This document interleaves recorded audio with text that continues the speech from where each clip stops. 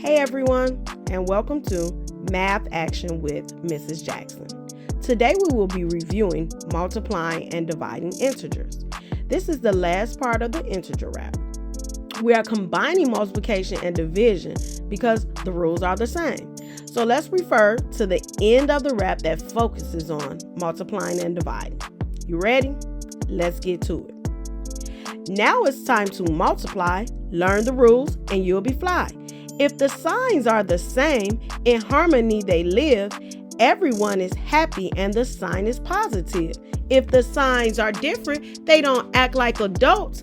They fight with each other with negative results. If the problem is division, you don't need a new decision because the rules for multiplication are the same for division. So basically, when multiplying or dividing integers with the same sign, the answer will be positive. Negative 7 times negative 8 equals a positive 56. A positive 7 times a positive 8 equals a positive 56. Negative 56 divided by negative 8 will equal a positive 7.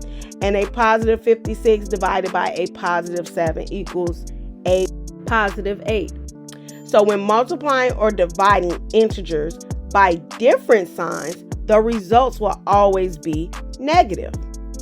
Negative 3 times a positive 4 equals a negative 12. Positive 7 times a negative 3 equals a negative 21. Positive 27 divided by a negative 9 equals a negative 3. Negative 27 divided by a positive 3 equals a negative 9. Let's take each skill separately. Multiplication. If you multiply two negative numbers, the product or answer is positive. If you multiply two positive numbers, the product or answer is positive. See, when multiplying integers, if the signs are the same, the answer will always be positive. No matter if it's two negatives, two positives, it will always be positive. But we don't want to confuse the rules for adding integers with multiplying integers. See, when adding integers, if the signs are the same, we keep the sign the same. So the answer could be positive or negative. However, when multiplying integers, when the signs are the same, the answer is always positive. Now, when multiplying integers with different signs, the answer is always negative. So a negative times a positive equals a negative, or a positive times a negative is going to equal a negative. Once again, this rule is different from adding integers. You take the sign of the larger number when adding integers with different signs. This is a common error that most people make with integers. They mix up addition rules with multiplication rules. All right, let's take a closer look at dividing integers. The rules are the same as multiplying integers. If the signs are the same, the answer will be positive. If the signs are different, the answer will be negative.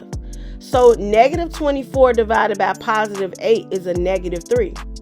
And if you change the problem to multiplication or check your work, you'll find out that negative 3 times a positive 8, they're different signs, so the answer will be a negative 24.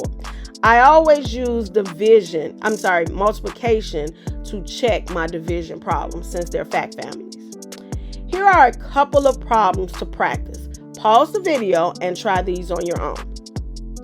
All right, let's take negative 2 times a positive 9. Well, the signs are different, so we know the answer will be negative. Negative 2 times a positive 9 is a negative 18.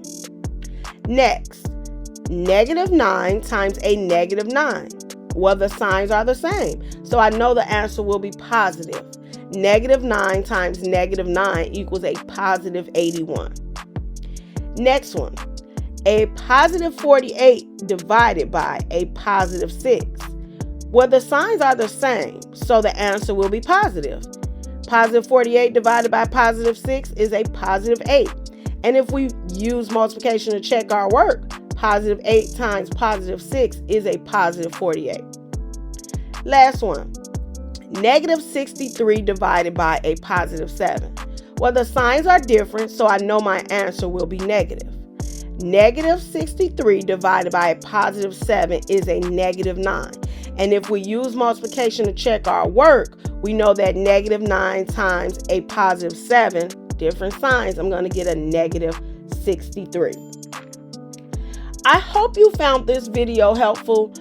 For more videos like these, check out our math channel, Math Action with Mrs. Jackson. See you soon.